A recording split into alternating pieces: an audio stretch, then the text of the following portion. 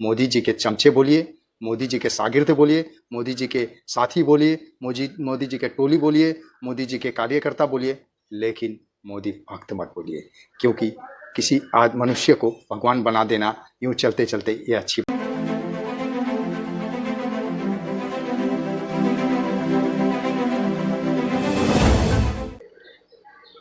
दोस्तों, आज के विषय से शायद कुछ लोग नाराज़ भी होंगे इस वीडियो को देख के, कुछ लोगों को ये वीडियो शायद अच्छी भी नहीं ना लगे, लेकिन अपने ठंडे दिल से, ठंडे दिमाग से और गहराई से सोचिएगा कि मैंने जो इस वीडियो में आज जो भी बात मैं कर रहा हूँ वो बातें कितनी सही है और कितनी गलत है।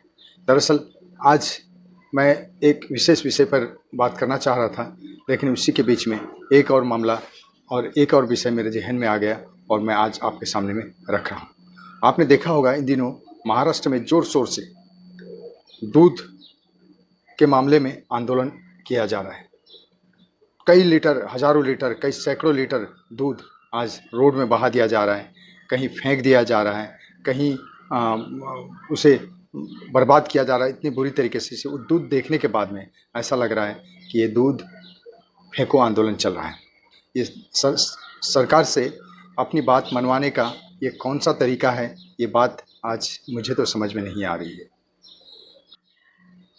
दरअसल दूध सड़कों में फेंककर या हज़ारों लीटर दूध को गटर में बहाकर अगर आंदोलन किया जाना आप लोगों को उचित लगता है, तो मैं आपको आज एक बात और कहूँगा कि आप लोग सही कर रहे हैं या गलत कर रहे हैं।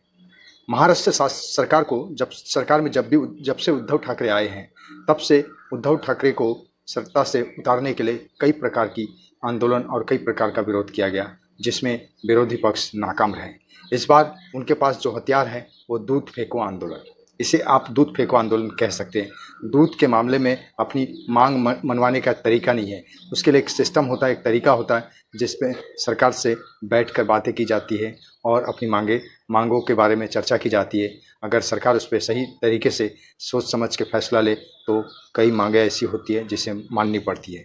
लेकिन आज जिस तरीके से सड़कों पे हज़ारों लीटर दूध बहा दिया जा रहा है और उस दूध से लोगों को नहलाया जा, इस महामारी के दौर पे हमने जो तकलीफ़ें या जो परेशानी आज पूरी दुनिया झेल रही है, उस बीच में दूध फेंको आंदोलन एक बहुत बड़ी बात है। दरअसल में कि भारत में गरीबी इतनी है कि लोगों को एक एक वक्त खाने के लिए, एक एक टाइम के लिए मोहताज है लोग। आज किसी के पास कोई काम, कोई पेशा या कोई रोज़गार नहीं है। ऐसे में अपने घर में 2 वक्त की रोटी कैसे जुटाए, इस विषय पे लोग सोच रहे हैं। और ऐसे मौके पे अगर आप हज़ारों लीटर दूध सड़कों पे फेंक देंगे तो ये देखने के बाद में उन गरीबों के या उन लाचार लोगों के मन में क्या कौनता होगा या क्या सोचते होंगे।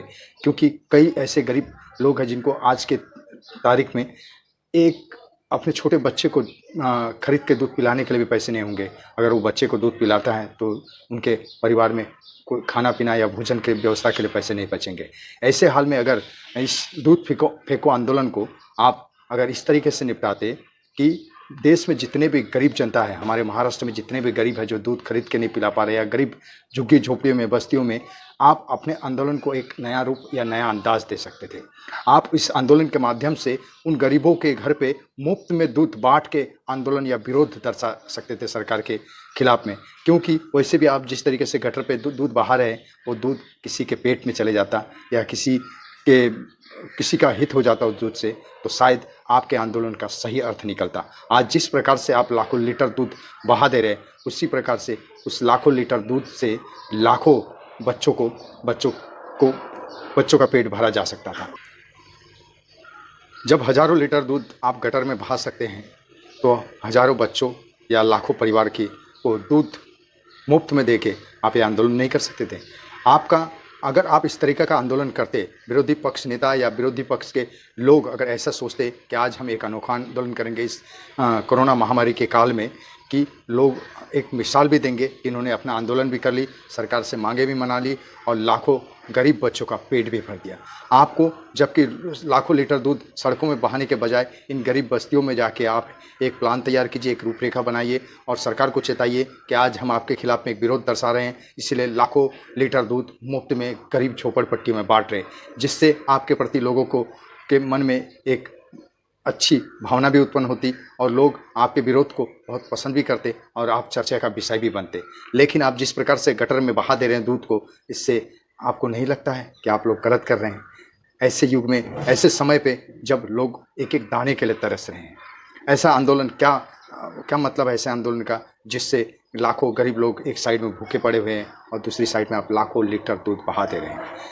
ये आंदोलन में जिस प्रकार से आंदोलन कर रहे थे दूध विक्रेता या दूध कमेटी के लोग, आज बीजेपी उसमें समर्थन दे दिया है और भारतीय जनता पार्टी इसमें समर्थन देने के बाद में आज जगह जगह दूध की अभिषेक की जा रही है, लोगों को नहलाया जा रहा है, दूध फेंके जा रहे हैं, लेकिन किसी गरीब को देने की बात नहीं कर रहे हैं। भारतीय जनता पार्टी की बात मैं एक और भी करूँगा आज आपसे। दरअसल में आपने देखा होगा कि मोदी जी के बारे में ये अब विश्व प्रसिद्ध हो गया। पहले तो भारत में ही प्रसिद्ध था कि मोदी भक्त के नाम से। आप बता सकते हैं, आप में से कोई जो ये वीडियो सुन रहा होगा, कि मोदी भक्त शब्द का पहले शुरुआत किसने की? मोदी भक्त क्यों कहा गया? भक्त किसे कहा जाता है? किसी इंसान का कोई भक्त हो सकता है क्या?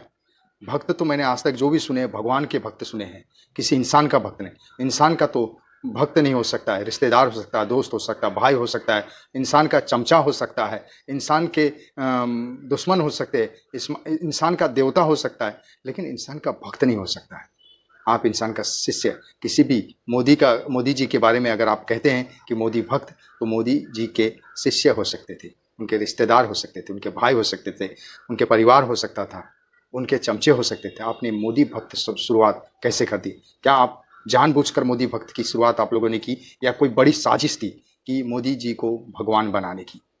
भक्त हमेशा भगवान के होते हैं। अगर अभी से आप मोदी जी को भगवान बनाना चाहते हैं तो ये बहुत बड़ी साजिश है।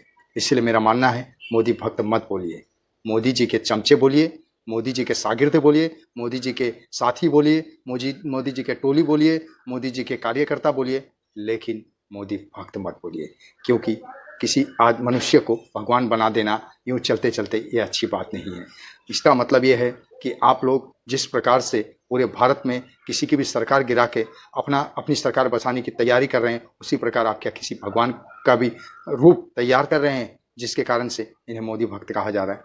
जिन्होंने भी, भले मैं एक किसी पार्टी या किसी लोगों को ये दोष नहीं दूंगा कि ये आप लोगों ने रखा है, जिन्होंने भी मोदी भक्त शब्द का प्रयोग किया होगा, उन्होंने इस बात को कभी नहीं सोचा होगा कि भक्त किसे कहा जाता है, भक्ति किसकी होती है।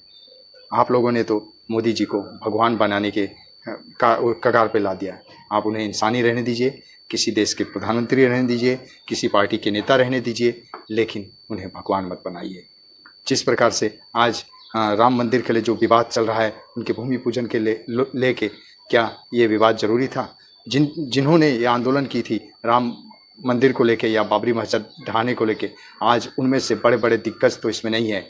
आप लोगों को चाहिए था लाल कृष्ण आडवाणी जी को के हाथों ये भूमि पूजन समारोह को पूरा करना। जिस प्रकार राम मंदिर को लेकर इतने विवाद हो रहे हैं आज भारत में, लेकिन जब ये बाबरी मस्जिद को ढहाने का वक्त आया था, उस वक्त जिन्होंने बहुत ज़ोर शोर से काम किए थे वो थे लाल कृष्ण आडवाणी जी, मुरली मनोहर जोशी, अटल बिहारी वाजपेयी जी, श्री बाला साहेब ठाकरे।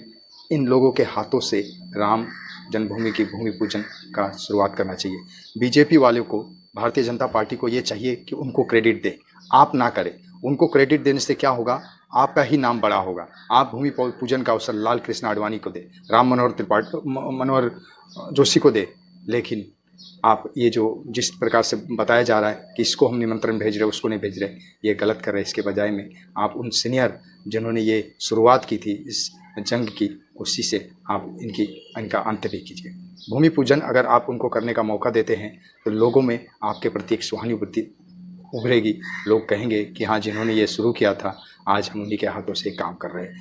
मुझे ये पता चल रहा है खबर देखने के बाद में कि अभी उन्हें टेलीफोन द्वारा सूचित किया जाएगा। अभी तक उन्हें सूचित नहीं किया, लेकिन उनका नाम सबसे पहले पायदान पे होना चाहिए था भूमि पूजन के लिए, जबकि अभी तक उन्हें सूचित नहीं की गई है। आज के लिए इतना ही दोस्तों, अब अगले वीडियो में अगले विषय के साथ में होगा। जय हिंद।